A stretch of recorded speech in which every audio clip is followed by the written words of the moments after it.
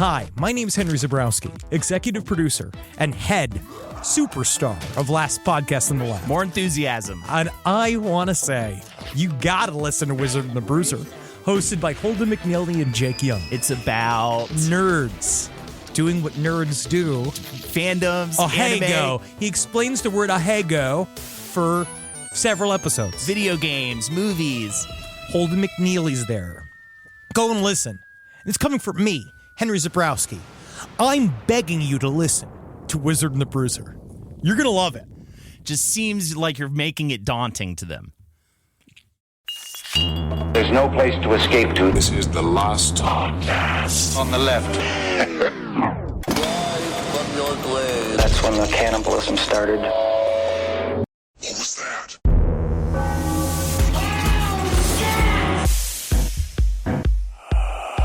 All I'm gonna say is that they don't really care about us. That's what it's about, dog. That's what about fucking today's about, dude. Yeah. They don't care about us, man. They don't care what fucking happens to us, dude. They want to divide us up for the aliens dispensation, friend. Dude. Fucking 2 fingers in the air. 2 fingers in the air. Like you got no torso and you just don't care. 2 fingers in the air.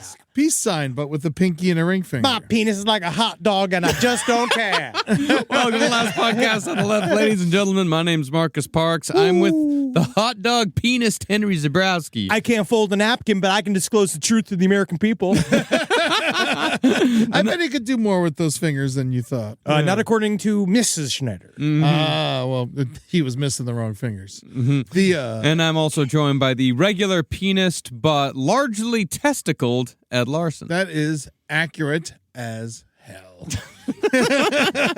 Man. I'm the only guy who can titty fuck his own balls. That'll help the algorithm. That's horrible. That's horrible. And on today's episode, we're going to start the first of a 2-part series, Aliens Attack. No! I'm one of you! This is amazing, man. We never got to the story incomplete, and now it's time to finally do it. Yes, it's a part of a series of alien attacks, but we figured that would help the medicine go down. Yeah, we're going to examine 3 cases in which extraterrestrials have actually attacked human beings. Yeah. These stories involve small-scale skirmishes, accidental injuries, and full-on battles involving Green Berets, alien greys, and one brave soul named Phil Schneider. Woo. And it's with Phil that we'll begin today's episode. Now, I know we're going to get into it, but how is an accidental injury war? A lot an of attack. accidents. Yeah, it's How an is attack. it an attack if it's an accident? Technically, he started the Dulce War. The Dulce War. All right, let's just start. Well, the accidental attack is going to... You know what? Fuck. Hey, man. I wrote that wrong. I wrote that bad. Thanks for pointing out my fucking... It's been a long month, man. Fucking Patty Hearst melted my goddamn brain. You're lucky I can string 3 sentences together at Well, this guess point. what, man?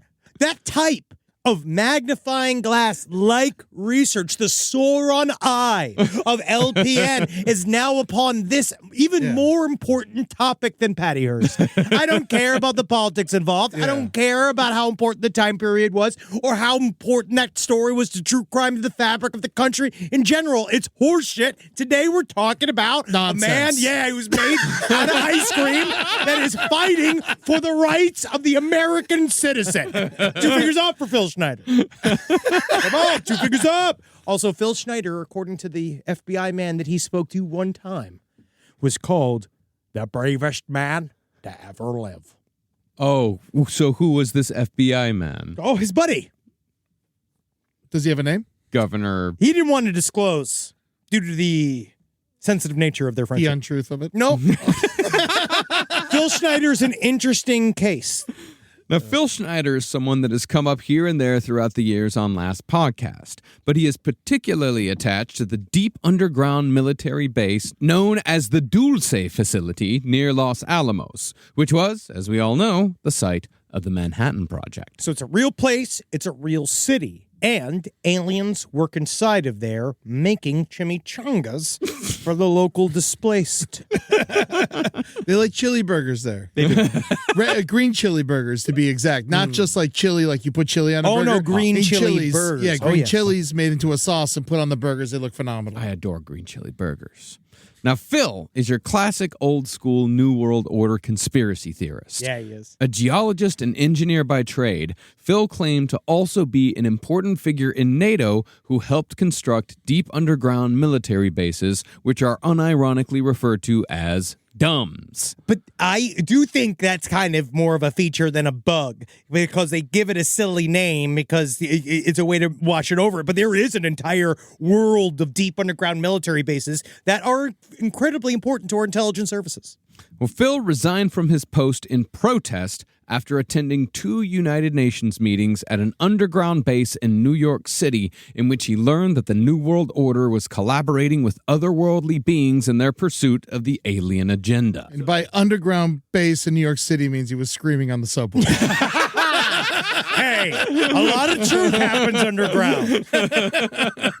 That's also where it's legal to have an erection. If you're sat at a train station, I just got word that apparently it is illegal to walk around turgid. In Utah. Yes. Yeah. Not in God's favorite state, California, though, where my erection points the way towards the best cold brew in any area that I'm in. Yeah, tie a flag to it, they said. As long as it's an American flag.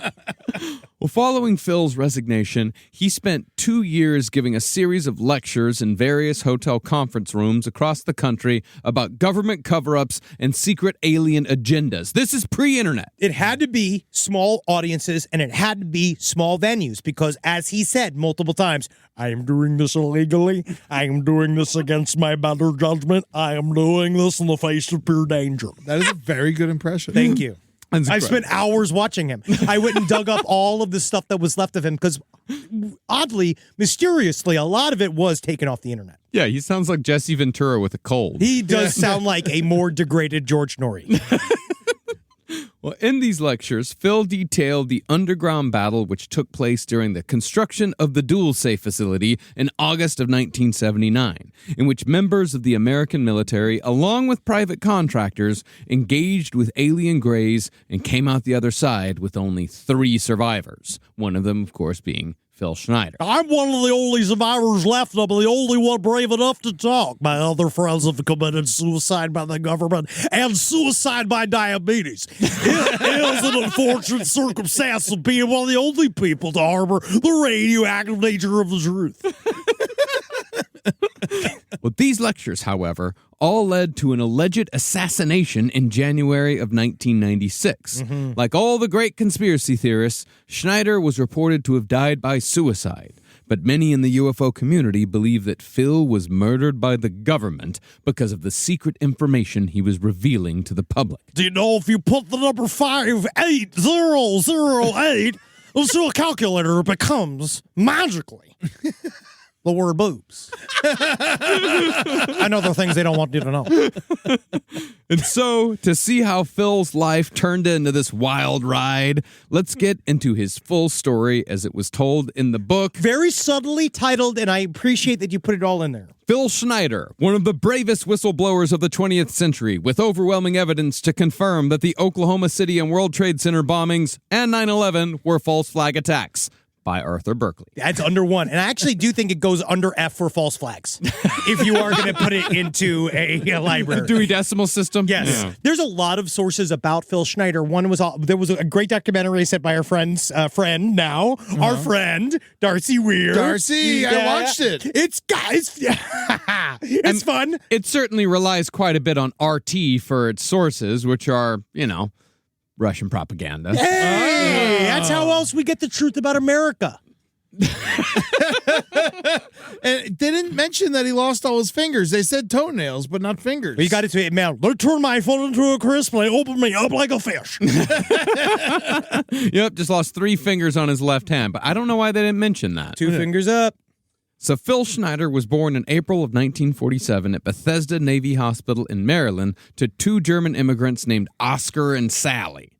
Now, Oscar was a U-boat captain during World War II who sank an estimated 68 Allied ships. But Phil Schneider and anyone who writes about Phil in a positive light are all very careful to never say that Phil's father was a Nazi. They specifically never say the N-word. Yeah. Instead, they say that Oscar Schneider either served in Hitler's Navy or the even more innocuous German military. Yeah. Oh, yes. Oscar had that great quote, "You boat me Nazi." That's funny. Attitude. Stuck guy. But he was a mysterious fellow in his own right, Oscar Schneider. Now, it seems as if Phil Schneider was destined for a life of high strangeness, because he said that his father had worked on secret Nazi time travel experiments in his capacity as a master machinist. I'll use that knowledge. That's not a term to be taken lightly. A master machinist can take a chunk of metal and make it into a lamp. He can take a chunk of metal and he can make it into a gun. He can take a chunk of metal and he can make it into a time-traveling interdimensional ship. He's a master machinist. He did actually say that his father could take a hunk of metal and turn it into a gun. Yeah, I did hear that quote as well, and good for him. He's proud of his dad. Well, Makes one of us. Well, for an example of Oscar's handiwork, one of his experiments involved a weapon called Die Glocke, or the clock. Die Glocke was designed to be a glowing, rotating contraption that was rumored to have an anti-gravitational effect that was used for both Nazi time travel and presumably Nazi UFOs. Do you think that's why Hitler killed himself? Because they went into the future and saw that he lost, and he was like, I might as well just kill myself. Well, fuck.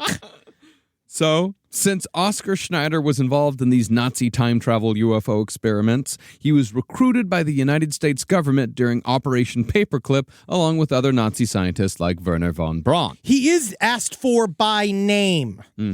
But while Werner took America to the moon, Oscar Schneider was allegedly assigned to work under the sea, assisting in the development of nuclear submarines.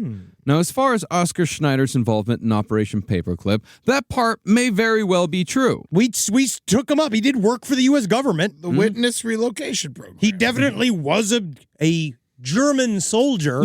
Wink, wink, wink. Yeah, I don't know. Hitler's army isn't much better than saying he was a Nazi. Well, because he just reminds me of Mikhail's Navy. So all I hear when I see of Hitler's army, I just see like a bunch of weird, dumb Nazis going like, oh, like falling down in trenches and stuff and going, oof, oh no. And like Hitler's pants falls down while he's visiting FDR. And he goes, damn you, Colonel Stink. Like that's all I see. When it came to stuff that's a little harder to prove, Oscar Schneider was also allegedly assigned to the legendary Philadelphia experiment in 1943. With the legendary Carlos Allende. Ha ha ha. Ha ha! The Philadelphia experiment was, allegedly, America's attempt at creating invisibility technology by making a battleship disappear. But instead of making it disappear, they sent it into the future 40 years before it was brought back to its correct time, which, if I remember correctly, caused a fair amount of death and madness amongst the crew. Well, one of the telltale signs of like that the They conspiracy merged theory. with all the metal. Yes, and that is that's what they say is connects Oscar Schneider to all of this, is that there was some information going back and forth about guys with transistors found embedded in their bodies, and they were stretched and they were included in the metal and all I that did shit. not carry the one. So you guys haven't done a Philadelphia experiment episode? A million years ago. Long but time ago. But now I have new stuff, so we always could do it again. I would It love doesn't that. go away. Yeah. But the thing is about this story is that it contradicts Phil's claims because Operation Paperclip didn't begin until 1945. Philadelphia experiment, 1943.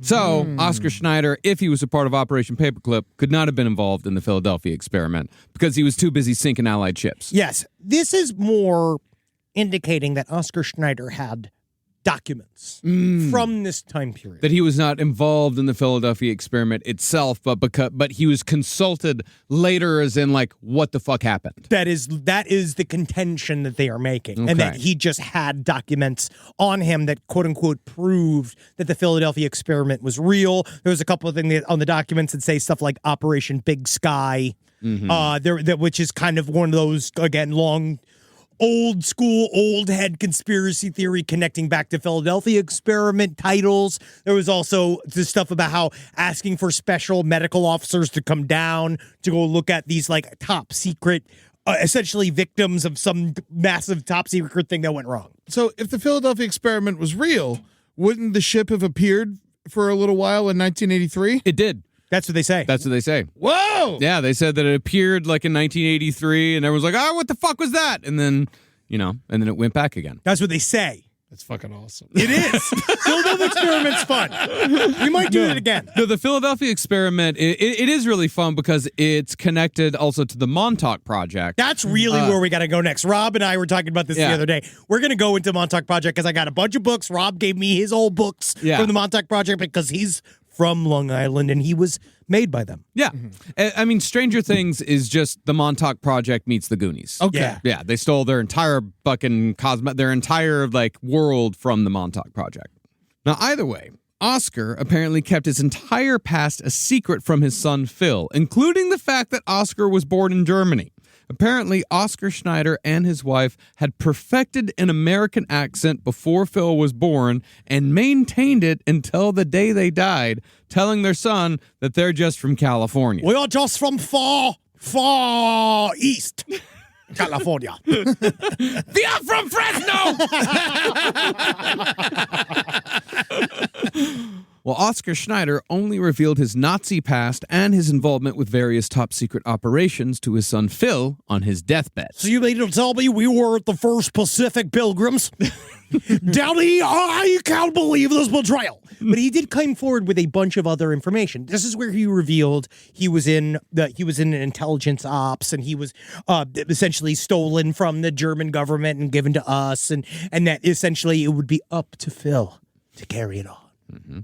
Now, after studying engineering in college, Phil built a reputation as a gifted geological engineer. And while it doesn't seem like he intended to follow in his father's footsteps, he ended up being involved in military operations anyway through a job with the Morrison Knudsen Corporation. So he did work for one of these big, weird engineering firms that had government contracts, so that does track. But before this, it's kind of muddy. There was a FOIA request that was made a couple of years ago, and then eventually all of this stuff was declassified in 2021, which actually I'm kind of glad we waited, because a lot of stuff came out about Phil Schneider that, I mean, it's not that it's debunking him, it just it adds to the soup. It's adding some saffron to the soup. Let's just say it paints a much more three-dimensional character than what was previously presented to the conspiracy community. So essentially,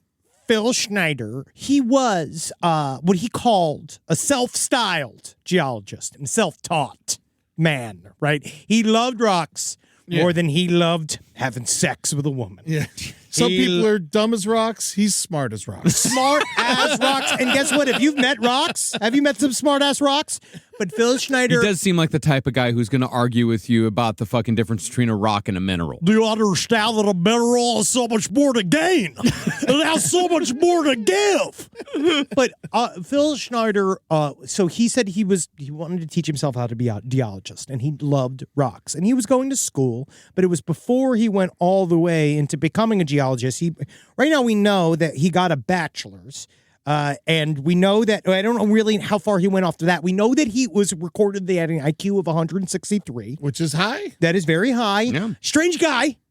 But according to these leaked documents, he had a run-in with an FBI before any of this started. So at some point, because he was interested in rocks, and he was interested in funky rocks, that he asked around, and I guess there was he had several roommates that discovered that he bought this, he brought into this is a 2-bedroom apartment in Portland.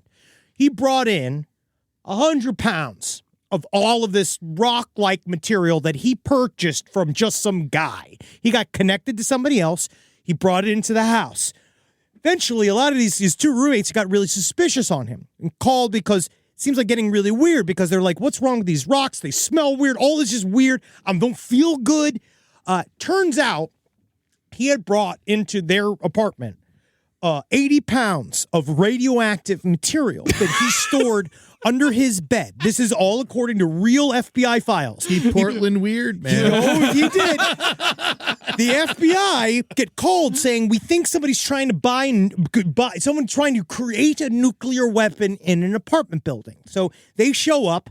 Thankfully, when you do read FBI records, which I do love, you can feel sometimes the sarcasm in it, where you could definitely, they arrived expecting this guy to be Osama bin Laden, and all of a sudden you walk in and it's Osama bin shit. You know what I mean? Like, he's not good at his job. He's not. This is not the Rosenbergs here. Yeah. This guy is not going to destabilize everything. You have two essentially very, very sick men. Now, he was, at this point, he had all these rocks. They were highly radioactive. They were like, this is against the Atomic Commission. Essentially, we could put you in the Hague for this. This is like an international war crime. Yeah. And he's just been like, you could go ahead and take my funky rocks. He's just fucking glowing and shit. So he deeply irradiated himself. So remember that. Keep that in the back of your head. Yeah, he deeply irradiated himself and his roommates. And Can you imagine your roommate fucking irradiating you? I'd be really mad. Oh, yeah. I'd be really They upset. found literally they had cell-changing amount of radiation, not just in the apartment. The bed had to be thrown away. It had to be given to the government to They get threw away. away the bed. Yeah, buddy. They had it. The apartment building itself was radiated. The parking lot of the apartment building also had trace amounts of dangerous radiation in it. Mm-hmm. They pull all of this stuff out, which led to him saying, "I'll kill every single FBI agent that's trying to take my fucking rocks," which he said several times. The FBI had to come back and say, "Is it true? The same roommate that essentially gave you up to us for having nuclear material is also saying you're going to kill a bunch of FBI agents?" And he was like, I would never. I would never do something like that. I'm just a man that needs rocks in a way that others don't. Take a look at these two fingers. You know for a fact that this is something that counts for me. Well, this is long before he lost the fingers. This is when he's just a dude. We'll get to that. Rise from your grave. Well, Morris and Knutson had a lot of government contracts, and when Phil was working for them in the late 70s, they were allegedly working for the U.S. Army Corps of Engineers constructing deep underground military bases. And so, since DUMBs, deep underground military bases, since they play such a huge role in Phil's story, let's explain exactly what they are, how they fit into conspiracy thought, and what the reality of DUMBs actually are.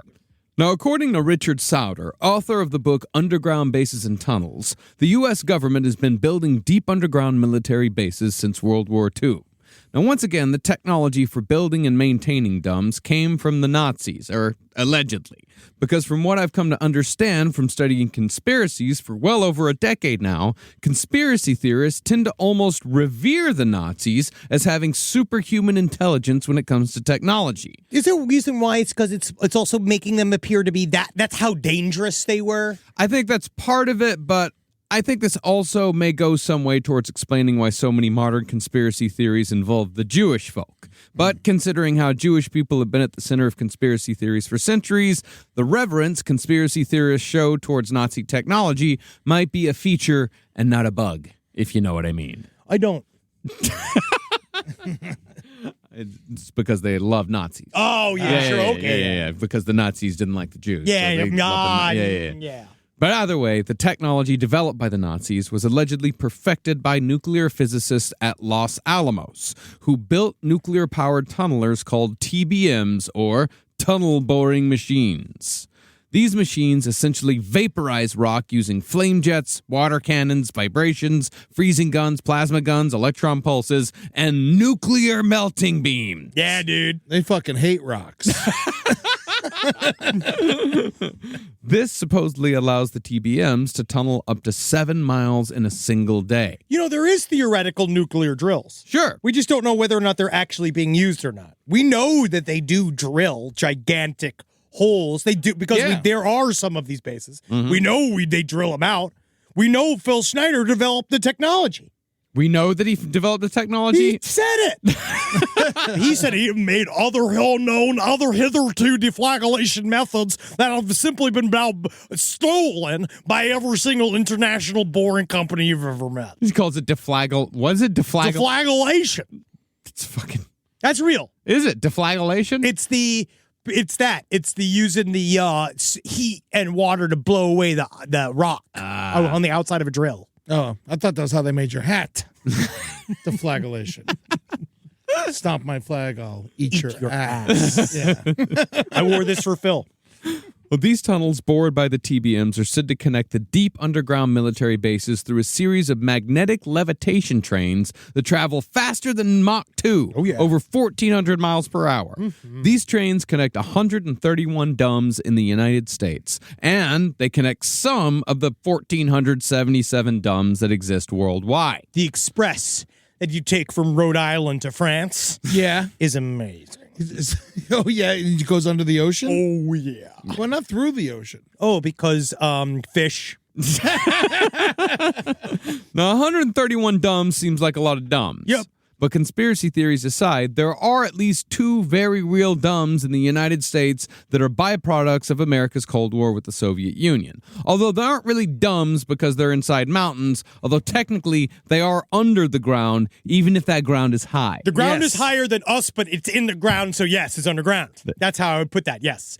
But, they say this. I do believe. Lockheed Martin's in a DUM? Yeah. Oh, yeah.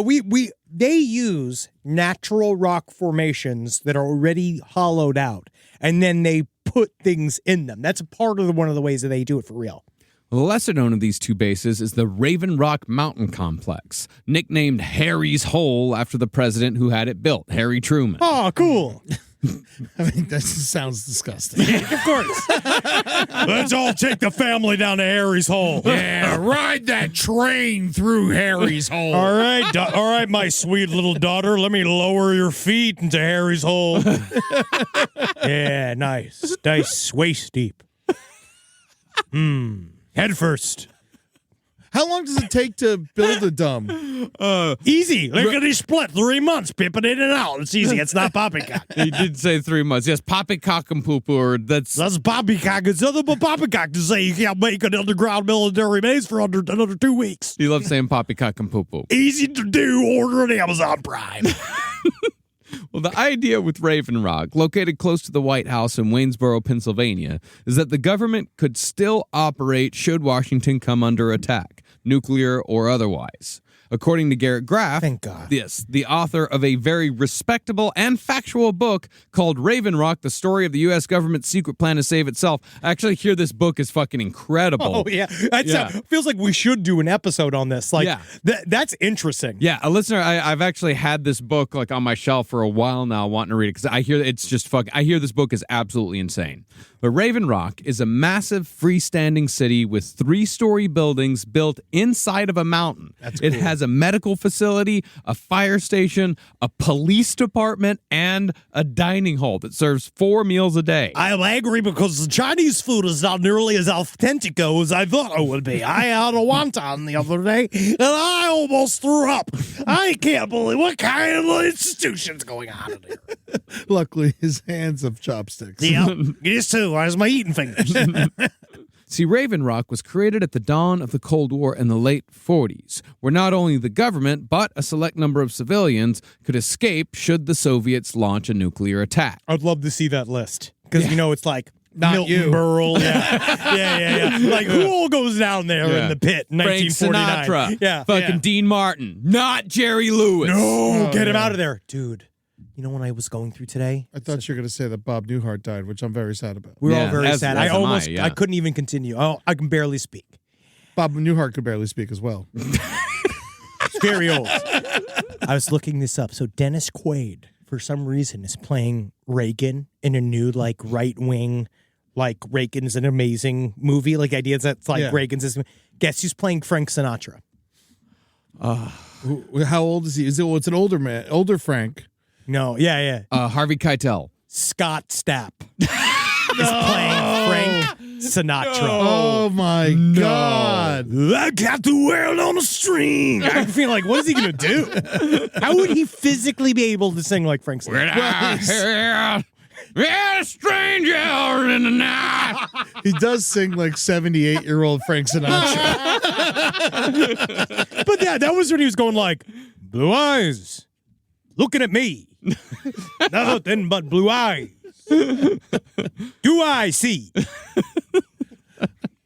Well, at the time of Raven Rock's construction, the Soviets didn't have a particularly large nuclear arsenal, and it was estimated that the government would have at least an 8-hour warning before the bombs were dropped.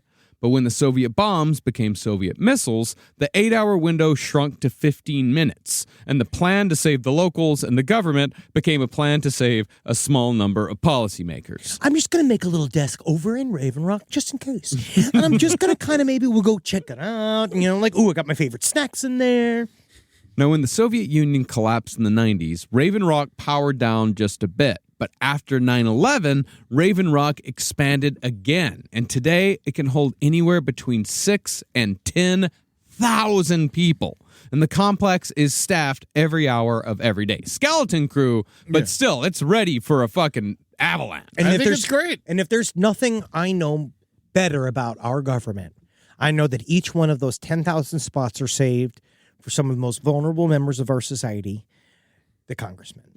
And it's the most And they vulnerable. deserve it. They just deserve it. They deserve everything. For as much as they sacrifice for us, I they sacrifice just- so much. Every day I pray for Nancy Pelosi. I hope she gets a free ice cream from somebody. They gotta do, but they can't really save everyone from the government because they're so old and useless. They gotta like procreate and make new babies and stuff. Eddie, unfortunately, those are the only ones that are getting saved. Yeah. Oh, yeah. Yeah. Because, the Democrats are always thinking ahead, right? Oh, yeah. They always got a They're always plan in thinking their ahead. back pocket. They're always thinking, it's like, no, we don't need all these. Let's think about the young generation. You know, that's what the Democrats are always thinking Yeah, about. like young guys, Nancy Pelosi, Chucky Schumer, Joe Biden, loving these guys. Yeah, the Looking youth, cool, you yeah, know? rapping all day. Well, the other deep underground military base that's far more well known is the Cheyenne Mountain Complex, which was built in Wyoming during the 1960s to serve as the headquarters for the North American Aerospace Defense Command, aka NORAD. Now, NORAD headquarters were created as a joint American-Canadian project to track Soviet bombers and missiles, and is therefore designed to withstand a nuclear attack. But as opposed to Raven Rock, NORAD headquarters only have dorm-style facilities, although according to the Washington Post, it does have a Subway franchise. Oh, great. Jared's safe. They couldn't. They couldn't get a Jersey Mike's. No, buddy. No, that's too state specific. Well, yeah, and it's fresh meat. You can't get fresh meat down to NORAD every day. No. If it's not freshly sliced, it's not Jersey Mike's. That's right. I see that fucking billboard on the way to work every day. Danny DeVito. Now, Phil Schneider claimed that all of the funding for building these deep underground military bases, which again, number 131 in the United States alone, they come from black budgets, which are funded by CIA drug operations. Now, the last part is true. The CIA have funded some of their operations with drug money. Many operations with drug money. But with stolen drug money, or they're selling drugs and using that money? Selling drugs and using that money. Yeah, and stolen money. drug money. Yeah. And human trafficking. Stolen drug and money, I feel like they can have that. They do. They definitely do. But no, Yeah. it has been proved the CIA has been involved in the sales of drugs in order to fund their own projects. Oh, yeah, Crack- and the arms. crack epidemic. That's truth, yeah. That's something. Oh, yeah, very much so, yeah. Yeah. But if Phil is right about where the money is going, then the CIA must be selling a hell of a lot of cocaine. Yeah. Because deep underground military bases cost anywhere between $17 and $19 billion, putting the cost of America's DUMBs at nearly $2.5 trillion. But you see, also according to Phil, is that because of alien technology, these things are getting cheaper and faster to build, which is why we can pump them out 3 a year. And it's actually only costing a quarter of that a lot of times because you got alien concrete, you got alien masers, you got alien workforce, which is super cheap because they don't know what money is. They only use Bitcoin. Yeah, they use Bitcoin. Yeah, what's incredible is that you're like saying all this stuff like Phil Schneider's like still saying it today. He said all this stuff 30 years ago. It's still being said right now. Yeah, it is. I watched a documentary yesterday. But Schneider was well aware of this math. And he said that DUMBs are so important to the government that 28% of our GDP is spent on building and maintaining them. Schneider claims to know all of this because he supposedly had the highest security clearance possible, Rhyolite 38, which is 38 levels above top secret. Yep, that's absolutely true. It's right next to Xylitol 69. The other most super secret ways to get out of a building. You can't even believe it. These are people taking upside down stairs. It's crazy to believe. They have Wonkavators. Wonkavators are real. Going sideways various places. But he says he was possibly the only man that has been given this clearance. Well, it actually does increase with each lecture. Yeah. So first started with it's the only man, then it's one of 5, and then it does get more specific because then he said it was like conflagration of several Navy SEALs, several senators, some other true crack guys, little rock surfaces. Mm-hmm. Now, is this a real thing? Level 38 past top secret? Is that? I am looking it up right now. Oh, Rhyolite 38 is actually, he does a good job of using terms. He looks them up. Well, rhyolite is a rock. But that does happen. A rock, not Iraq. A rock. Okay. Yeah, rhyolite. It's an igneous rock. Oh, okay. Yeah, from magma. It very well, these are all initials. Oh, this is confusing, buddy. Yeah, I know. I'm sorry. This is really, even just saying it's just super confusing. I tried to look, you know what happened? I actually just flashed back because I was stoned 3 days ago looking this up, and just the level of what comes out of it, these like layers and graphs and these things. I don't know. Okay, great. Yeah, it's a lot of answers on Quora, but not much other than that. It doesn't really matter because he's purposely working under the wrong social security number so he can hide. Mm-hmm. Oh, I thought he was forced to work under the wrong social security number. You thought? First mistake. Now, out of the 131 domes that Schneider says were constructed in America since World War II, Phil claimed to have been involved in the construction of 13. And since he had such high clearance on black budget projects for 17 years, he was privy to some incredible earth-shattering secrets. For example, Phil said he attended a UN meeting where he learned that 5-foot-tall gray aliens were actually the heads of the UN and dictated the New World Order policies. And all the leaders of the world and NATO are controlled by the Greys. I just feel like it's a lot for one meeting. Yes. It's a lot because even what we get to cover in one of our meetings, so small. Very small. You don't get to a lot of stuff. No, but he learned all of this in one meeting. And when he told his geologist department about what he discovered, they all supposedly quit in protest. Well, I'm going to go study rocks in Mexico. Do you think they might have quit because he seemed insane? No. That was my thought. Well, it's also, you're working at a school. He is a geologist, and he's coming in, and he's saying he just came back from this UN meeting, and they're like, how? Mm-hmm. How'd you get there? Mm-hmm. Why were you there? You talk about rocks. Yeah, and he's just been like, you wouldn't even believe how poor rocks are. Civilization, what's happening to the United Nations is out of control. And she's been like, all right, well, stalactites? That's all I got to say. Ellie, my friend Ellie's a geologist. Oh, yeah, that's right. She's going to hate this. Yeah. Phil also said that Ronald Reagan's Star Wars program was a literal space defense plan to fend off alien invasions, jointly developed with Soviet Premier Mikhail Gorbachev. Now, I don't know how that's possible if all the world's leaders are controlled by Greys, but that's what Phil said nonetheless.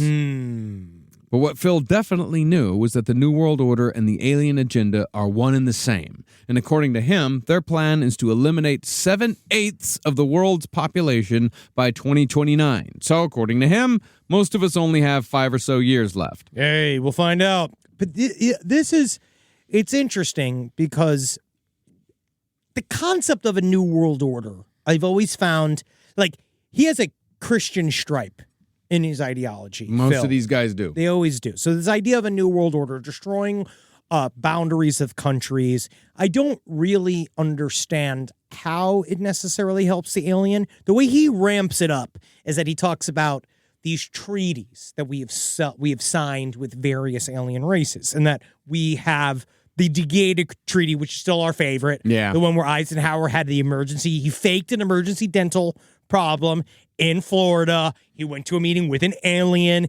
They signed an agreement that for a certain number of humans and animals that we are going to volunteer to the aliens, that they then will give us a certain amount of technology. And he's saying that we signed a deal with the devil. And this is kind of where this begins, is that's where all of these mass disappearances are happening. Yeah, is that we're giving them to aliens. Well, because the aliens ended up going back. They took too many. We said you can have 20, and they took 30. And you can go out there. You can say the contract you sign with an alien is as thick as the paper it's signed on.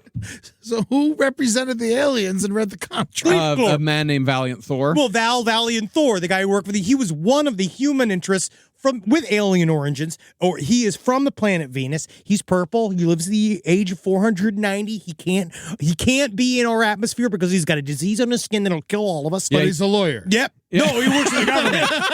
Yeah. Yeah, big on contract law. Went to Pepperdine. That's his thing, man. It's all contract law in space. That's a big thing people don't understand. That's how important lawyers are to the galaxy. As far as who's aware of all this, Phil Schneider said that everyone in the military above the basic grunt enlistment level has knowledge of the alien agenda, which, if true, means all you fuckers listening right now have been keeping the truth from us for well over a decade now. Not about 10 of you, though. I've gotten several emails about the truth over the years. About what's really going on. Oh, that's nice. Yeah, and I read them. And I've even let it pepper in every once in a while. What I've learned over the years. I'm glad we can help spread lies. See, no. See, it's all about stories, Eddie. We're telling stories. But even though aliens supposedly control everything, Schneider said that they can't understand human speech because we talk too slowly. Just like how we can't understand whales because they talk too slowly for us to understand. Fucking idiot whales. Dude, just slow-ass speech. You can't say shit, you fucking stupid whale. Eddie, have you ever heard a whale sped up? It says fucking nasty shit, dude. Yeah, I'm licking your mama's pussy. Whoa, whoa, how do you even know how to lick pussy? Yeah, my tongue's the size of an elephant. And so is your mama. Whoa, hey, my mother loves the sea. Man, a lot of DMX's raps were ghostwritten by whales. Yeah, did you know whales could bark? You know that? That's what? But no matter the method of communication, aliens had their own underwater bases on Earth for at least 500,000 years. But it's only recently that we've been able to fight back. For example, the nuclear tests at Bikini Atoll between 1946 and 1958 were, as far as I can tell, sustained assaults against an underwater alien base. Assaults that were carried out with the blessing of the Japanese because they'd been losing people to street-level alien abductions for years. Yeah, dude, we should never have allowed aliens to rent vans. Mm-hmm. Street-level abductions. And so, America was forced to build their own deep underground military bases. Forced. Both to defend themselves against the alien threat. What else are we going to do? And to also work with the aliens. Yes. But also to work against them. With them. While also working with them. Well, there's multiple types of aliens. Eddie's getting it. There's 11 races of alien. This is true. And we got, they're too friendly. There are 4 that are antagonists. We got several that have left to go handle matters on their own planet. It's nice. But you know the Subaru star system. Yeah, the Sirius star system. It's Pleiades. Yeah, I know. That's fun, right? Oh, I know that. That's fun. Yeah. It's where all lesbian DNA came from. Now, most of these bases are supposed to have been built underneath established military bases like Area 51 or Los Alamos. Oh, I will say there's a little bit of the idea of alien bases, it's a little bit off the mark, Marcus, because it's not that they have built or constructed bases. It's that they just use our natural caverns to live in. Yeah. And they are there already. So when you go down there, when they say, but I just feel like it's... I said nothing to the contrary, sir. I just feel that when you say the term alien bases, the audience might think that the aliens themselves are doing construction. No, these are the aliens' home. This is their vacation homes on the planet Earth that we are gentrifying using our military apparatuses. This is like what happened in New Hampshire. with the lakes.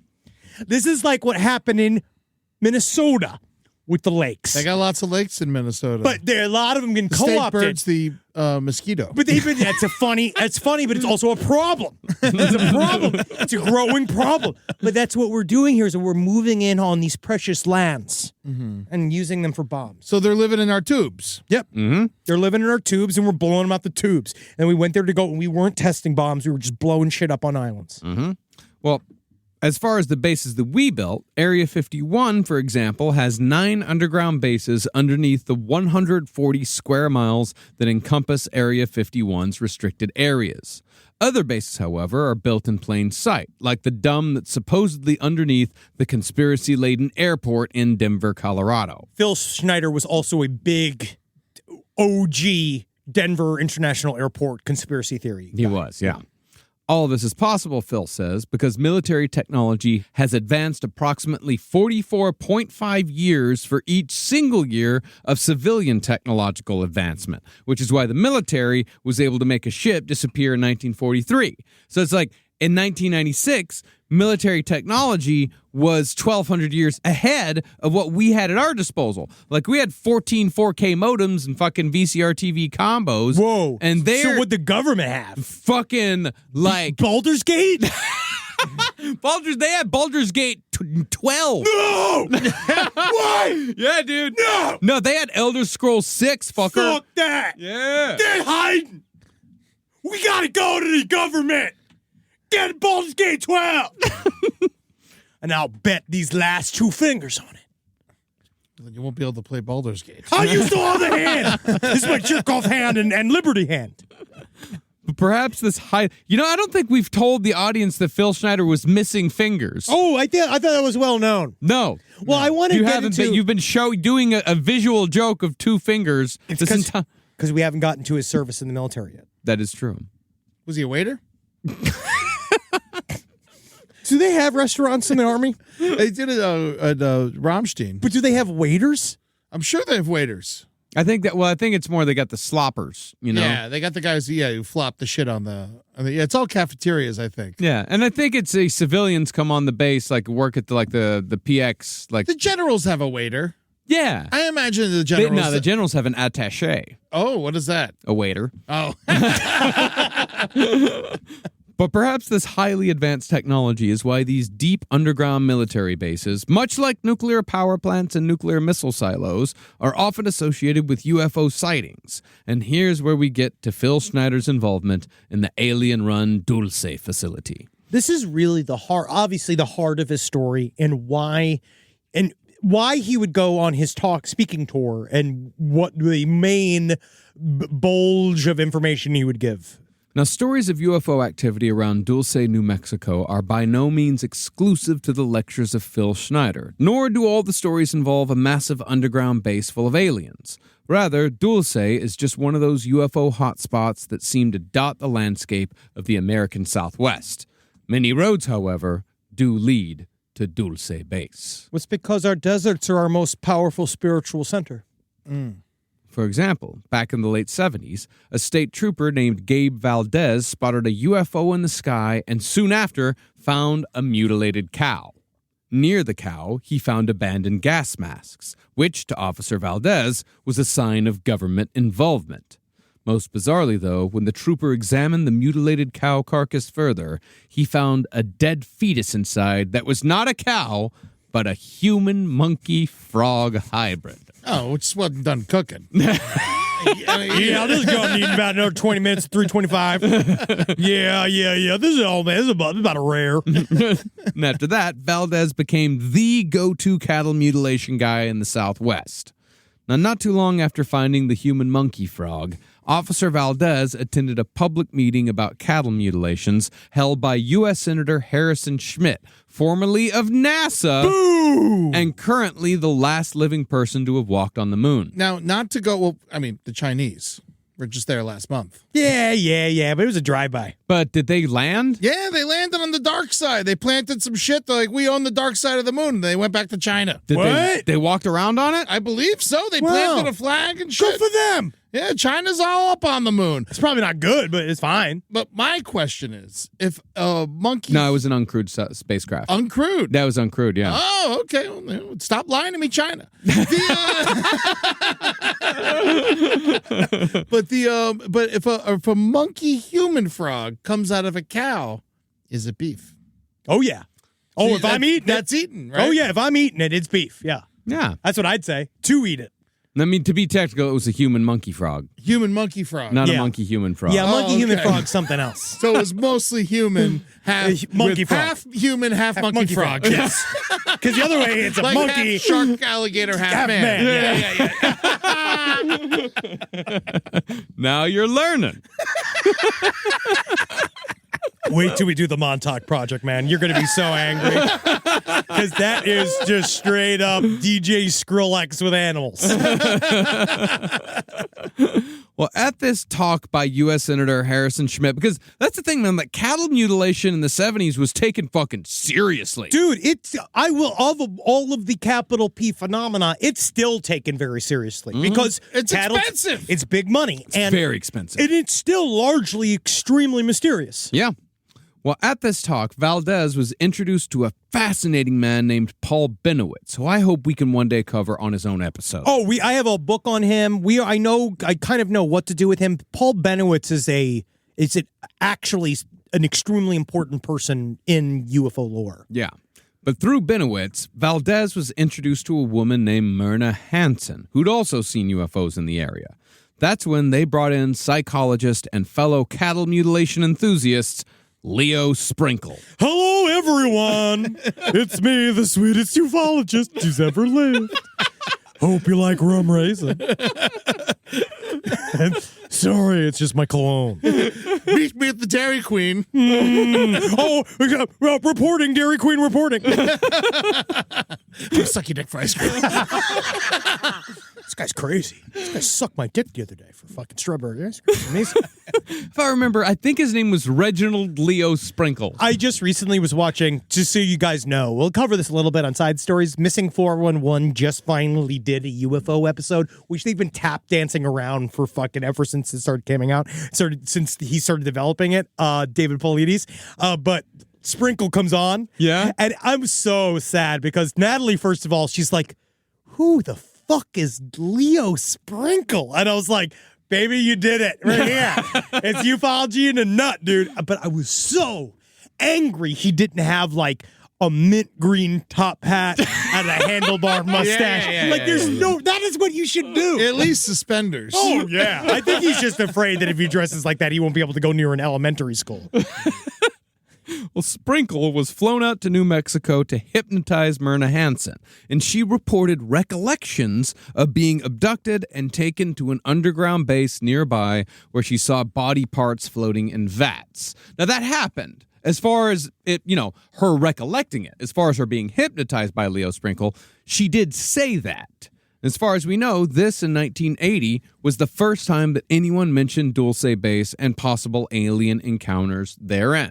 This is 13 years before Phil Schneider started talking about it. And there was also a book when we did our series in the Dulce Base a long time ago. One of the things that we used as a source was a book called The Dulce Wars, Underground Alien Bases in the Battle for Planet Earth. I know you took it from Bibliotheca Pleiades, but essentially Bibliotheca Pleiades had stolen the entire story from this book. They distilled it down. Yes, which was written by Branton. Branton? Branton. And the foreword was by Commander X. So this came out then. But no one knows who Branton is, and I actually kind of believe that Branton is probably the fake name of the CIA officer that put together a lot of this story. Well, that's the thing, is that they said that the name of the guy was Thomas Castillo, I think. Yes, Thomas Costello was one of the guys. Yeah.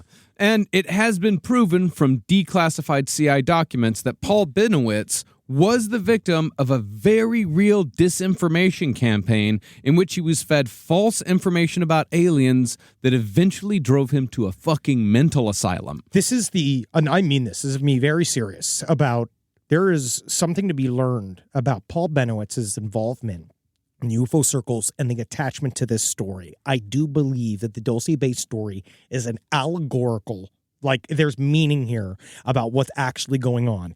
But Paul Benowitz is proof that a lot of these people within these UFO communities are manipulated by intelligence services or are members of various intelligence services. Now, that is interesting. So in one way, that's why everybody says, oh, all of these stories are fake. Oh, they're an op, blah, blah, blah. Aliens are just some kind of smokescreen for something else, which I guess makes sense. But I actually think that they already do that using the media, using various other ways. I always kind of ask myself the one question. It's like, okay, if UFOs are bullshit and aliens aren't real and any sort of understanding we have of them are mistaken and wrong, then normally you could just kind of let Phil Schneider themselves. Like you could essentially have them come out and ruin stuff or maybe fuck stuff up as it is because they're maybe sort of unreliable as a person to talk about it. And they're already flooding the zone with nonsense.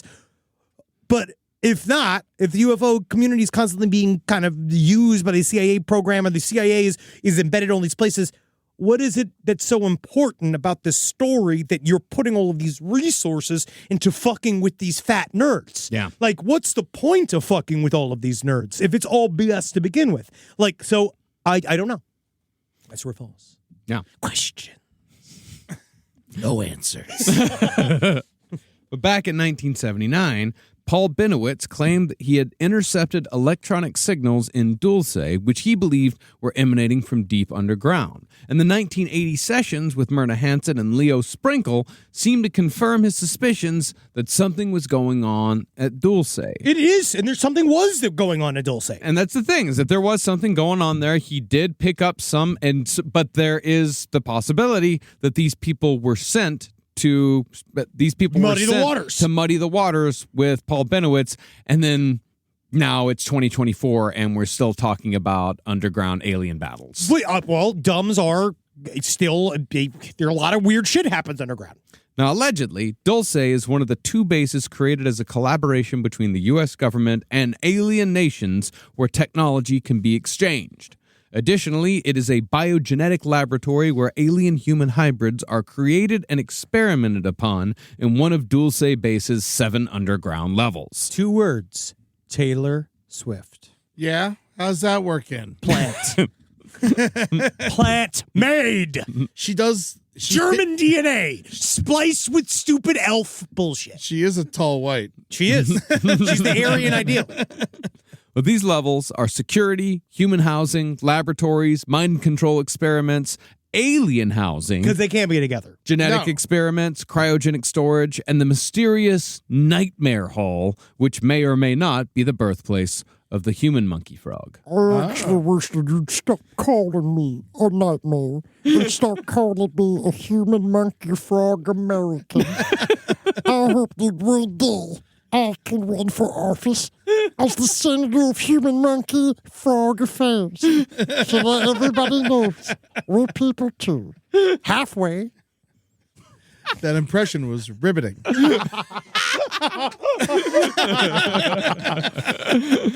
But before the collaborative Dulce base was allegedly constructed, the underground caverns below Dulce were already the site of a base that had been used by reptilian humanoid hybrids and alien greys for 500 years. And this is where Phil Schneider says that he enters the story.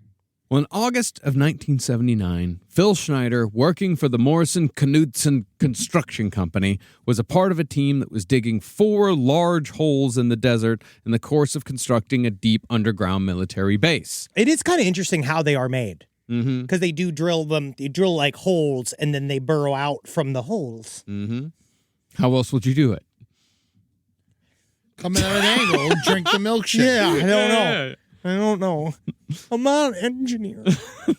But in one of those holes, the equipment kept breaking, so Phil Schneider was sent down into the shaft to diagnose the issue. Oh, see, now I do find it interesting because he's like in a spacesuit, right, essentially. Why is he going underground in the spacesuit? Because the fumes. So that's also what's really interesting about going underground. Fumes! Yeah, If say you it like go, that. if you go to certain places underground, like I was reading about that, it's like one of the super dangerous things about like cave diving in unknown cave systems, because you could go into a little area that you'd think is filled with air, but it's like filled with a gas that will kill you. And, Oh, like the canary in the coal mine. yeah. I gotcha. Rise from your grave.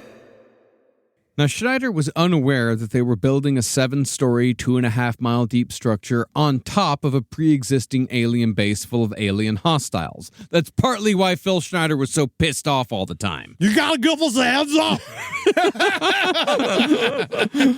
But it does seem like he knew there was some sort of danger. It's either that or he just had a fucking Walter PPK pistol on him at all times. He's like, I was there on the sciences aspect, so now my job was more about educational and technical support. But I had my trusty Walter PPK pistol because when you're wearing an underground spacesuit, you can't be lugging around the big pieces of metal the other boys like to bring around. He said it wasn't loaded, though. Yeah, which makes it even more bizarre. It was loaded. Well, no, it wasn't loaded. No. He had the ammunition, but he also had the gun. The gun and He the had ammunition. to load it, and that's why it was such a problem for him. Hey, man, hey, you just never know when you do a bad job at work. It's a good way to get out. Boss wants to see you.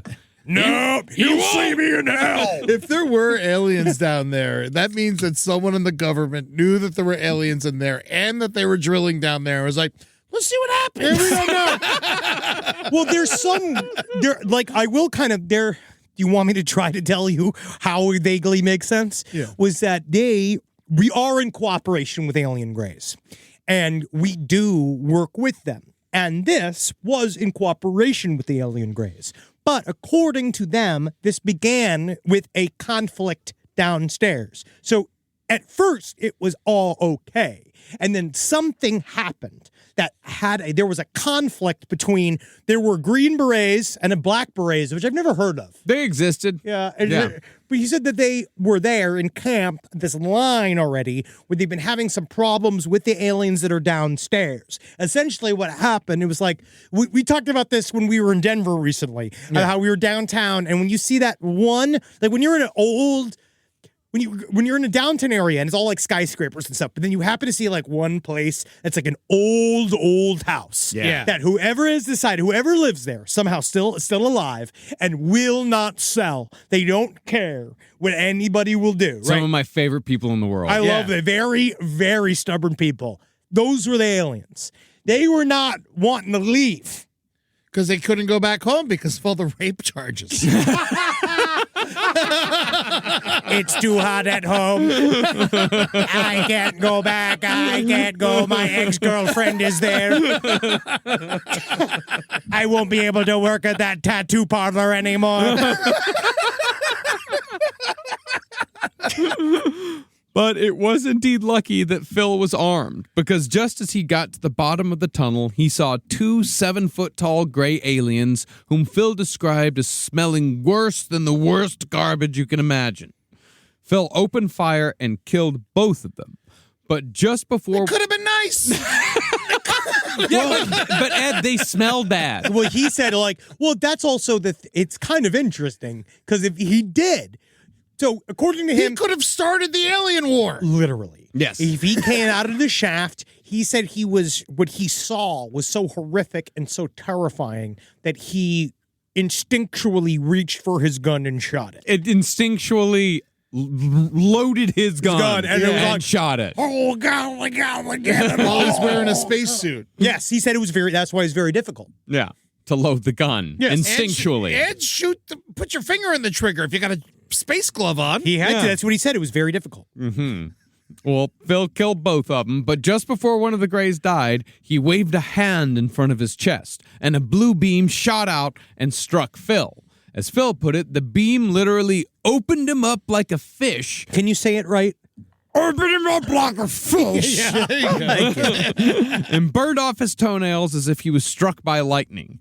It also blew off 3 fingers on his left hand. And indeed, Phil did have just 7 fingers, which he was all too happy to show off during his mini lectures. The only rings I can have are a pinky ring. He could have a wedding ring, but his wife took it. Yeah, well, it's because the truth is caustic to love. Now, according to Phil's story, he thought he was a goner, but a Green Beret who'd come down the shaft just after him shoved Phil into the construction elevator and saved Phil's life just before the first Battle of Dulce began. Yeah, dude, that guy sacrificed his life for Phil, and then he got blasted into pieces. How many aliens were down there? Well, the ensuing melee killed 66 Secret Service agents, Green Berets, and Black Berets, and Phil claimed to be one of only 3 people who survived. As far as Phil knew, the other 2 spent the rest of their lives in custody somewhere in Canada. Well, one of them died. That is true. One of them died, and then one of them was Paul Benowitz. What about the other 66? We would have heard something about this in all of time. But they were all dead. They're all, Yeah, POWs. What about their families? He Well, wouldn't know. the family, Grenada. Yep. They died in Grenada. E. Sorry. coli. Yeah. E. coli went through the camp. Yeah. Libya. Bats. They would With get rabies. they would get their fucking bodies back, and there would be giant rain. Dude, They'd be charred. the waters of Camp Lejeune. That's what this is all about, dog. Yeah, that's what Lejeune is all about. You may be entitled Entitled to for compensation. But concerning the blue beam, Phil said that his lung was blasted out of his chest and he was in isolation for the next 400 days. And just like Phil had only 7 fingers, many people confirmed that he did have a massive scar across his chest. Now, this is where it also gets a little muddy. So some of the FOIA stuff... Muddy is a kind way to put it. Yeah, so the FOIA stuff that came out revealed that he might have received a schizophrenia diagnosis at some point, where he was also doing some form of self-harm, which I guess can be not put with a lot of He schizophrenia. made the scar on his chest. The guy that ratted him out to the FBI said that he cut his own fingers off for attention, which is like, that's a lot, right? I don't think it's real. Banshees of Inisherin. Yeah, I think. I actually think that there's a more prosaic kind of explanation that it's also mixed with all of this, which is, now that we know for a fact, I think it all makes a lot of sense that he was irradiated by an extreme, he was exposed to radioactive material for a month plus. He's probably holding it a bunch. Showing it at the was table, all be like, over Look him. at my radiated rock. Oh, yeah, and he brought them on tour with him.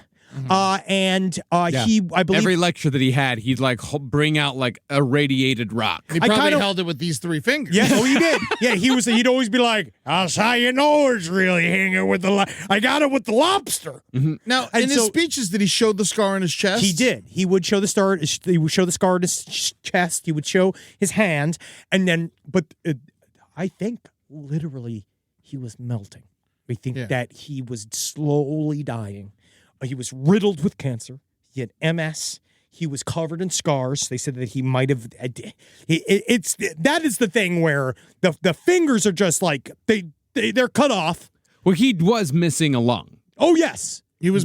You can live with 1 lung? Well, actually, no, that's the thing. I'll get to that later as far as like whether or not he was actually missing a lung. Yeah, he said he was. Not really sure about that. He just, now that I think about it, he just said that he was missing a lung. but no, he was the melting man. Yeah, but it's also very possible that he was, he just had schizophrenia. It is possible. Yeah. Who knows? Because when Phil's ex-wife Cynthia first met him, she said that he had a horrible memory because of the medications he'd been prescribed after suffering several accidents during his work as a contractor. Now, one question I want to ask you, the FOIA request that when the roommate talked about Phil cutting off his own fingers. Do you know what year that report's from? 76. 76. Okay, Which is so 3 that's years before the Dulce story. long before anything else. Yes. Long before any of this shit. Yes, he said that a lot of his self-harm happened during his college years. Yeah. And there was like what you'd call, these are like his missing years Yeah. before the Dulce incident. But after Phil got married, he stopped taking his meds. Yeah, man, because he's better, dude. Yeah. Yeah, now that you're married, you have to worry about being nice all the time. It's not true. It's not true at all. It's not true. And that's when Phil suddenly began to remember what happened to him at Dulce, along with all the other, let's say, creative details about his past. Well, the creative details about his past were also readily available. They were starting to get passed around in various conspiracy theory groups. I'm talking more about like the creative details, like attending NATO meetings. Oh, he started that. You could see those details get added in each speech. Yeah. So the speech stays the same for the most part because he really only toured in 1995. And in that speech, like there's several versions of it, and they become more specific and embellished each time he does it. I will say that I watched some of his speeches, and he didn't seem crazy. Well, that's why he is. Because a lot of times these people, you look at them like the guy we saw at the Contact in the Desert. You're like, oh, crazy. Well, it's because of the hat. Yeah, well, yeah, the hat was horrible. This is I think I would even generously call him odd. Mm-hmm. I would say he was a bit of an oddball. Like I got the impression from him. I think sometimes when someone delivers something with a lot of intensity and a lot of confidence, then that can mask a lot of their symptoms. Mm-hmm. And Phil Schneider was a very confident man with his delivery. But I also think he was a very sick man in many ways. I think he might have been a very sick man. Do you think that's where his like high level of intelligence helped him out? Basically, and confidence. I think that he was very smart, and I think he was a little bit, and then he was also mentally ill. Yeah. Now, being married to Phil was predictably difficult, as there aren't a lot of hardcore conspiracy theorists out there who are able to maintain a healthy marriage. Sex is too good. Drives women insane. Natalie's barely hanging on. Why do you think I didn't get into NASA? They've been bugging my home, hearing how good I am at it. Well, as such, Phil and Cynthia were only married for 3 years, from 1987 till 1990. But even then, Phil still only talked to his ex-wife and a few select friends about his experiences, and didn't say anything publicly for another 3 years. Well, she fought for him to the very end, and she wrote several rebuttal letters saying that he definitely it was all real. Mm-hmm. Phil, however, said everything changed when his friend Ron Rummel was found dead from a seemingly self-inflicted gunshot wound in an Oregon park. This is honestly where things did change for him. Yeah, 1993. Yes, this was a real buddy of his that ran a thing called the Alien Digest. A series of newsletters called the Alien Digest. He was the publisher and writer. Was it doing well? No. I mean, it was getting around. Yeah. It contained accounts of aliens in the government, and Rommel was about to assemble all his newsletters into a book.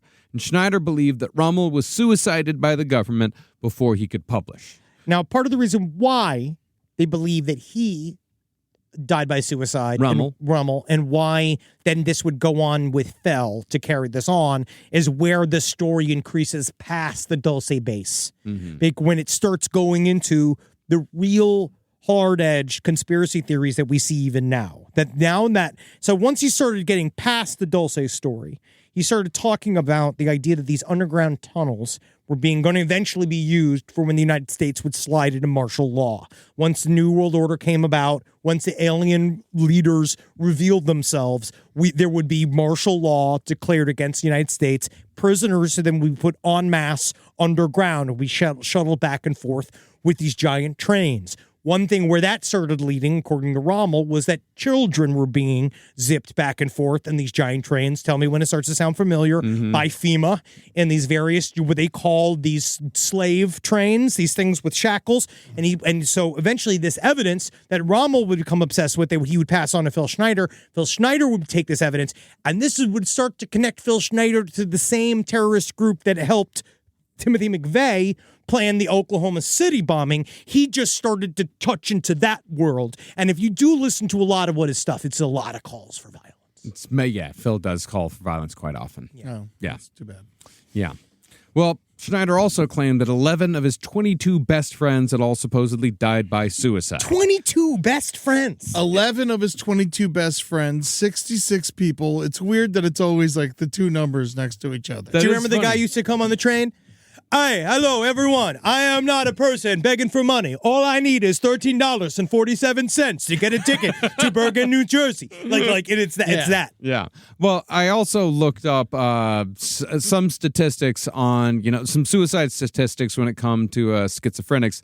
And schizophrenics are 10 times more likely to die by suicide than people without paranoid schizophrenia. And it seems like a lot of conspiracy theorists and a lot of people like Phil Schneider do have some symptoms of paranoid schizophrenia, which is why, because they say like conspiracy theorists, like they die by suicide all the time. Like it's the government that's getting to them. I think it's more the case that a lot of hardcore conspiracy theorists show symptoms of paranoid schizophrenia. And they're isolated. And are isolated and are therefore at a much higher risk of dying by suicide than the regular population. It's not that the government's doing it. It's just, that's just how it fucking is. And it's kind of nice. That's where Q's kind of nice. Because then you get all friends.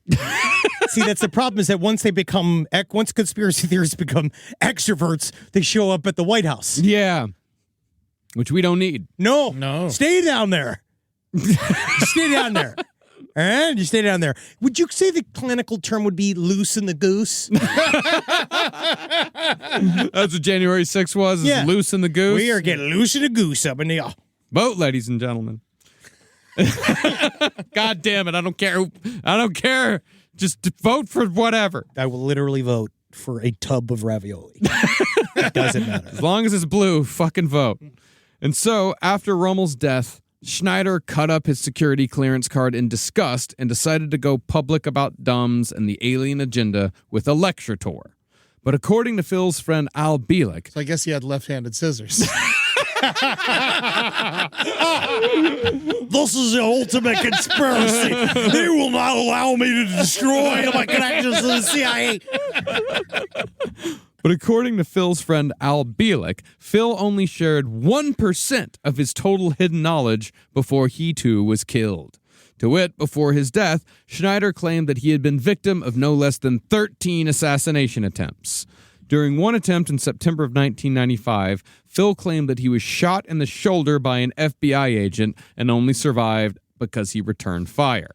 Another time, he said all the nuts from his front tires had been removed. And I think he wouldn't have been able to get higher than 10 miles an hour before the tires fell off. Yeah. It's interesting because he just keeps adding to how many times he's gotten killed. And he said he's getting shot at, and he's getting shot, and according to his wife, there's evidence that he got shot in autopsy photos. But the only autopsy photos I found are the really rough ones. They're really rough. They're really rough. Yeah, But you can't. They're not even autopsy photos. They're crime scene photos. Yeah, they're rough. But Yeah. it just kind of looks like a scar. But because of all these alleged attempts, Phil Schneider told a friend that if it was ever said that he committed suicide, then it'll have been because he'd been murdered by the government for telling the truth. Can I ask you this? This might be uncomfortable, but do you think that people like him and maybe like Ron Rummel, his buddy, do you think in any way that they die by suicide simply because of the effect it will have? That like a conspiracy theory's death, much like how Hunter S. Thompson took his own hands and he took it because that was his thing, right? When he wrote his suicide note, which is extremely sad, but it was really just about taking control. Yeah. And stating your narrative. And that for him, that was like a Hunter S. Thompson thing where something like this is like, if a conspiracy theorist really wants to make a splash, they could essentially, if they don't maybe fully understand that you don't get to experience the splash after you're dead because you're so hyped up on it that I wonder whether or not it seems almost attractive because it actually gives you a conspiracy theorist's end. I don't know. I mean, it's... Because look at how sad Alex Jones is slowly dying on the vine. Yeah. Well, Bill Cooper really did it right. Yeah, but Bill Cooper got into a gun battle with a cop and died like a dog in his front yard. Like a real piece of shit. We all know how much cops love killing dogs. But I think like if you dedicate your life to this, you're schizophrenic, and all of a sudden you find out finally that there is no evidence to support my insanity, and then I'm going to create the evidence. The only way I know how to. I agree. I think it could be very attractive. It's possible. I mean, it's impossible. It's also, it is at the same time impossible to speculate on someone's motives. Of course. For, dying by suicide. Oh, of course. You have no, unless they leave a note, you have no idea why these people do this. Marcus, we're just having fun. We're just having fun speculating on suicide motives. Yeah.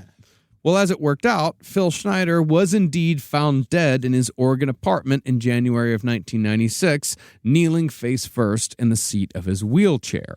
According to Schneider's friend, Mark Ruffiner, Phil was assassinated because the two of them were about to talk about the possibility of maybe writing a book together about the New World Order and the alien agenda. And Penguin was clamoring.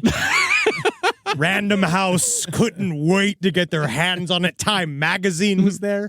Phil's ex-wife, Cynthia, also believes Phil was murdered. She's sad. Yeah. She makes me sad. Likewise, a server at Phil's favorite restaurant, a truck stop diner in Aurora, Oregon, said that Phil was constantly talking about people trying to kill him because of his mission to reveal the truth. More soup! More soup! I need a black coffee, and I need noodle soup because the government, they're going to get me any... I don't have this money. Okay? Think about it. I'm a veteran of the Dulce Wars. Peace, brother. Let's think about this. Furthermore, some of Phil's friends said that Phil was hanging out with some unknown blonde woman just before his death. Ooh. After hearing this, Cynthia Schneider consulted a psychic who said that the blonde woman was actually a government agent wearing a wig, and she was involved with Phil's death along with 2 to 4 other men. No one's running train on anyone. There's no sex happening here with one woman and 4 ufologists. I hate to tell you this, Mr. Schneider, but I'm not Susan. Oh, wait a second. Your ass is the best vagina I've ever experienced. Additionally, Will you marry me, you big bear of a man? Will you cure me of this sadness? Please tell me you're from the government. the crime scene and Phil's autopsy were both unusual. No wounds were found on Phil's body, but mysteriously, there was blood on the floor. And that's true. I've seen the crime scene photos. There is quite a bit of blood on the floor. It's weird. And He could have coughed it up. He might have. But as far as the autopsy went, it was determined that Schneider had strangled himself to death with his own catheter hose. But So many. I didn't even know he was in a wheelchair, much less he had a catheter. Yeah, he had like MS. Like I also saw him. I think he was missing a leg, right at that point. Because I did see in the crime scene photos that a false leg was in the background. Yes, the kind you put on a stump. He had a fucked up foot. He had chicharron foot, and then he had Stuck his foot in the fryer. Well, yeah, that's what the aliens did. It's the alien, and then he did have MS. He did have multiple cancers. He did, and it's because he was irradiated. For fucking like 6 long. months. Yeah. He'd been exposed to a lot of radiation. I really think that that's exactly what happened. And then he was at the end of each lecture, he'd show this super heavy, can only be made by aliens metal, and then they're really kind of talking about that's kind of like it's kind of like a crime in a way, where he poisoned people unbeknownst to them for many years. That's how the Holiday Inn sign turned green. But the autopsy seemed to have been rushed, for it made no mention of his plastic sternum, the metal plate in his head, his tracheotomy, and the fact that he only had one lung, or at least the claim that he only had one lung. I think at some point they're like, let's get through this. Because he don't look good. He'd been dead for a week when they found him. Yeah.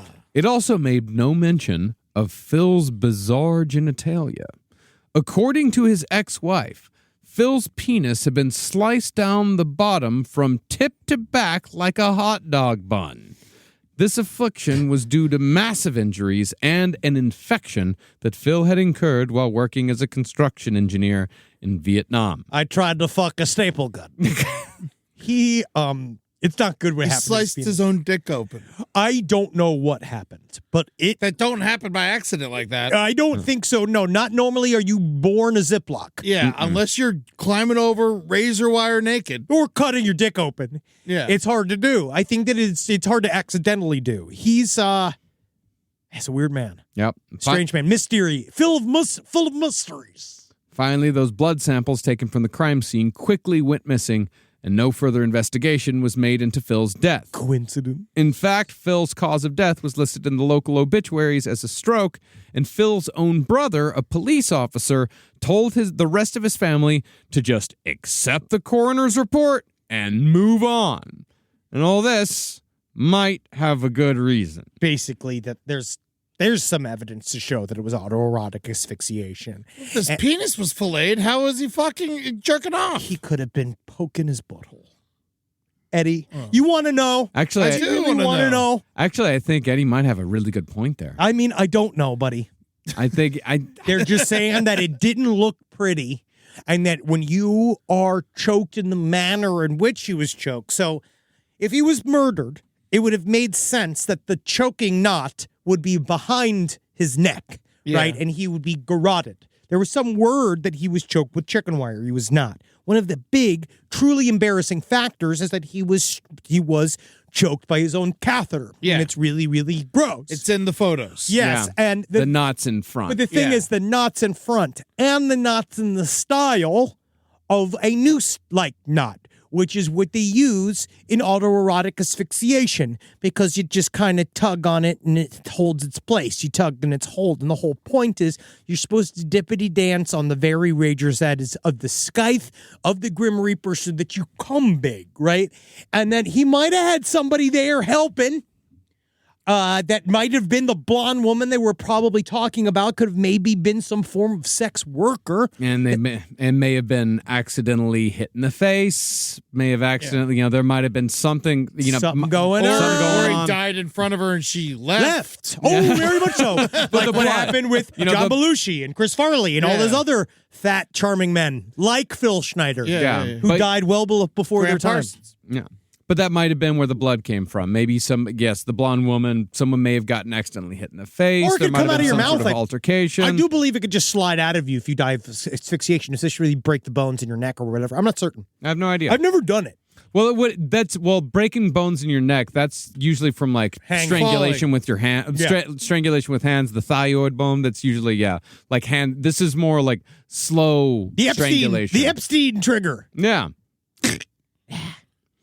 And that's the story of Phil Schneider and his alien attack. Now, this story is, I'm really happy we finally got into the nitty gritty of this and how slick this is, but we're about to get into some real warfare. Mm-hmm. Join us next week as we cover a near-deadly Canadian alien encounter and a good old-fashioned shootout down in Kentucky for Aliens Attack, Part 2. Woo! Man, love you, Phil. Miss you, buddy. Hope you're doing good out there, man. I don't know. Wherever you at, Phil, I hope you're up in heaven, hanging out with Ronald Reagan and who's new there? Who just got there? Oh, yeah, Bob Newhart. He gets to see Bob Newhart live. That is a Bob Newhart bit. That's old.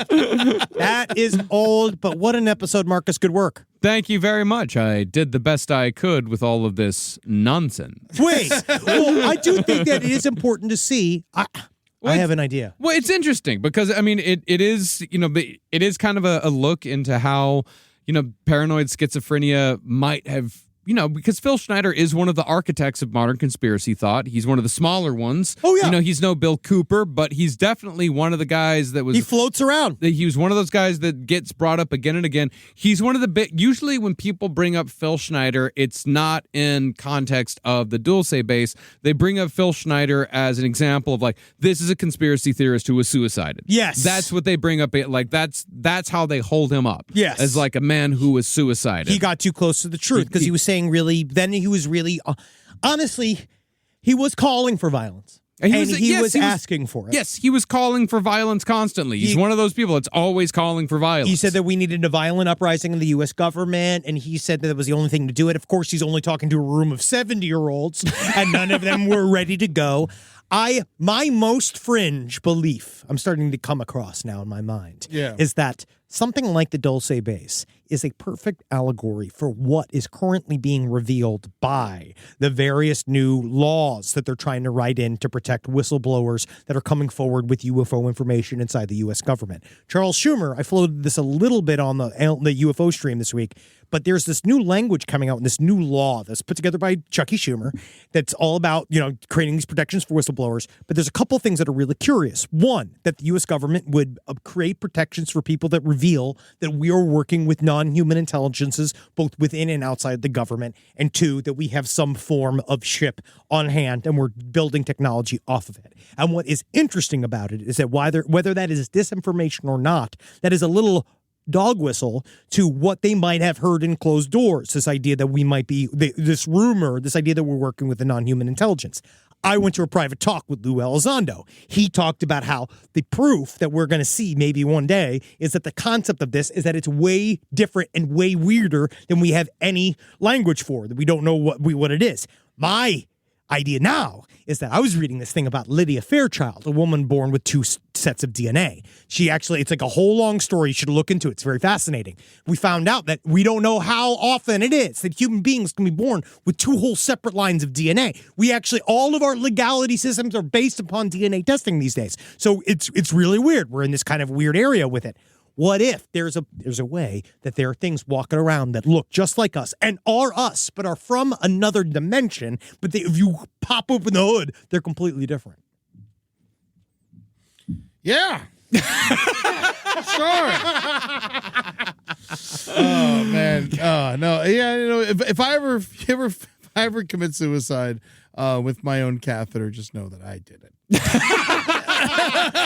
I thank you. Patreon.com/last podcast on the left. Give us money. Yeah. If you want to see video episodes of us, that's where you can find us at the Patreon. Y'all, and we got BTS. We got a bunch of different shit. We got discount codes on our new show. We got the new UK merch store. We are out there, y'all. Australia, New Zealand, we're coming, baby. There's still some tickets, except for in Brisbane. Yeah, Brisbane sold out. Again, we are. You go on to our socials at LP on the left and sign up if you are an Australian with a ticket to one of the Australian shows. This is the makeup for, and they say I'm sorry for the fact that it's been 4 years since we've been there, but we want you to go, put the little ticket number in there, put your name and email in there, and we're going to be doing a stream just for you guys. It is July 23rd, noon 30 Australia time. Mm-hmm. And so we are setting it all up. We're going to do an hour. You're going to come and watch us. We'll give you a little BTS of the studio, and we're going to do a Q&A. It'll be fun as hell, won't it? And so buy tickets now. You can join in that,